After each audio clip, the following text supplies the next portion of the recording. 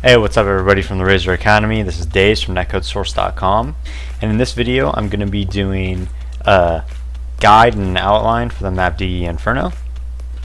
In this video I'm going to show you what the CT's roles are and where they're supposed to play on the map, what guns they're supposed to use, and what their responsibilities are. And then I'm going to go over to the terror side of the map and show you guys a general default of what you want to do and how you want to play the map, and where you want to go and things like that, and how you want to spread out and take that map control. Alright guys, so let's get started. Now, when you're in CT spawn and you want to know how to set up, it's pretty simple from here. You're going to send 2 over towards the B side of the map and then 3 over towards the A side of the map. And now I'm going to discuss the B side roles first because I feel it's just a bit easier to do and it's a lot more simple. Now, when you play the B bomb site, there's a general rule that you're going to have where you're going to have one spotting who's going to have his gun out, and he's going to be making sure nobody enters the choke point. And he could do that from many different areas. He could do it from here, he could do it from back here, which is what we call emo, he could do it from try boxes, he could do it from spindle, wherever.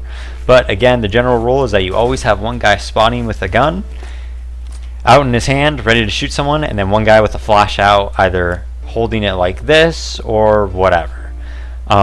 So again, you have one guy who's ready to stop their execution and one guy who is spotting to see when they are executing and making sure nobody could just walk up freely and things like that. So when you play B, you're going to usually have one guy sight area and then another guy playing off him, either usually at spawn, but sometimes he could be spindle as well. And so that's how your B players are supposed to set up. Okay, pretty damn simple. Now let's go over to the A side where it gets a little bit more complicated. Now on the A side of the map there's a lot of different ways you can play, but again we're talking about generalities and the basic guides. So how you usually play is that you have one guy art side. He could either be a rifle or an op. It is usually where you put your opper on the team. He does usually play arches, and that's because he has a lot of areas to fall back to. He could fall back to here, he could fall back to here, or he could fall back inside the library and op on this. So the art side player, again, he could use a rifle or an op, but he's responsible for this lane right here. He could either play it aggressive, where he peeks in and out of here, he could play in the cubby, he could have flashes out waiting for them to execute, and then flash like this, and then peek with it, all sorts of things. He could play in the arches. He has a lot of different responsibilities, or not responsibilities, but different options of how he could play it, sorry. But again, his main role is to make sure they cannot come into spawn with at least him knowing that they're in spawn, and they can't wrap into the A site from Moto right here, or what a lot of people call mini pit. So those are his responsibilities, and those are the spots that he kind of plays. Now there is a porch player. The porch player is responsible for this lane over here. He doesn't want them to take the site, basically. Now there's a lot of different spots that he could play. He could play in the back site, kind of helping apartment, and then when they come site he could shoot them from here, and he'll actually see their head while they enter the site from here. He could play it around here where he spots apartment, maybe you smoke it up, and then he could he could smoke up the apartment and then he could peek a lane like this. He could play it from graveyard, he could play it from pit. There's a lot of different spots that he can play this from. Or he could play it aggressively, and he could play peeking in and out of here and here, or under the porch, dodging flashes and then peeking out. There's a lot of different ways he can play it, but those are his roles, responsibilities, and this guy basically always has an M4. Now next up we go to the pit player or the apartment player. You usually have this player around balcony. He could spot halls and then fall back, and then when he watches halls he could fall back to pit and play something like this. He could play backup pope, he could play in the pit like so, he could play on the balcony, or he could play aggressive and just simply play in here like this, or frag or die while peeking the halls. So his responsibility is usually if they come out A and jump into the pit.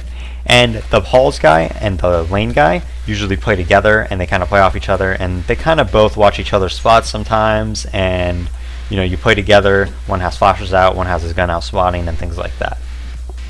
So that's the basic guide for setting up on CT side Inferno and what players' responsibilities and roles are.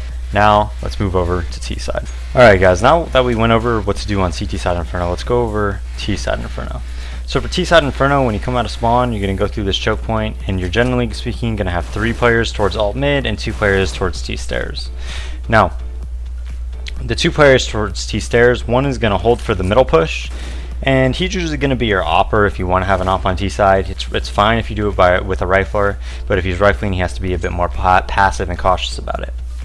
And his responsibility is to make sure nobody could push down CT middle like this or peek it or get that info, and then if they do try to gamble and get that info or push down towards alt middle, like if they push down here to here, he's going to kill them.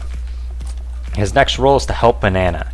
Your next guy is going to be a banana player, and this guy is going to get towards logs, and his role is to push banana guys back so they can't be around the car, they can't be here, and they can't be sandbags.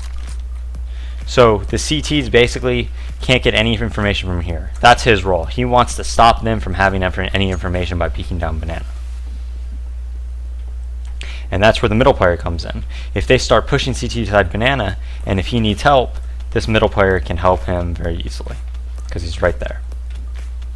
So those 2 guys, those are their roles at the start of the round. The 3 players in alt mid are going to, let me just show you where they come from. They're going to come from here, and they're going to go to here. One of them can go in the apartments through here, and then what they're going to do is they're going to make sure nobody could push alt middle. They can't peek through this window, they can't jump through here. If they do peek this, you're going to at least do damage or kill them. And then you're going to have one guy watching this and making sure nobody can push down apartments. Now, once everybody's set up in those positions, you're going to slowly work into a strat. Say everything goes well, the B guy's even being pushed back, no problems there, you're not running into any technical difficulties. You're going to have one player boost up here, he's going to come here. His role is to clear the window room and the dark room, the bedroom right here, make sure nobody's in here. And he wants to clear here and make sure nobody's here. The other 2 players, you could either send 1 here to come up halls or 2, it's up to you, and then they make sure nobody's in here and they help clear out this. Now, once you have control of the apartments and you have control of middle and they haven't pushed down and you have control of the banana, then you want to execute a strat. And there's a million different things you could do.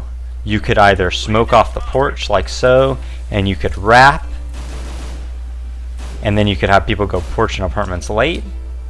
You could go throw a fake over here like this where you throw smokes here, then you flash and you flash and you flash, and then you just run back to B and execute quickly on B.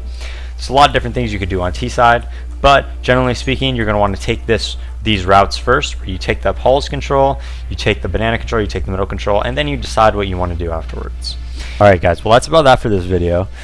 In this video we just kind of went over a brief overview of Inferno, kind of what to do on T side and CT side in Inferno, and just hopefully give you guys a better feel for the map, and so you know a bit better what to expect, and hopefully learn a thing or two even if you have played the map before and know what you're doing. If you guys have any questions, comments, or if you guys want to give suggestions for future videos, you can either do that in the YouTube channel box, or you guys can head over to the Razer Academy on the Razer website and contact us there.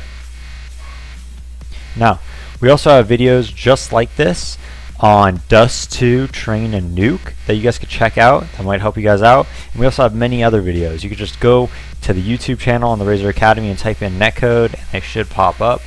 Hope you guys enjoyed this. This has been Daze from netcodesource.com. Thank you guys for watching, and peace out.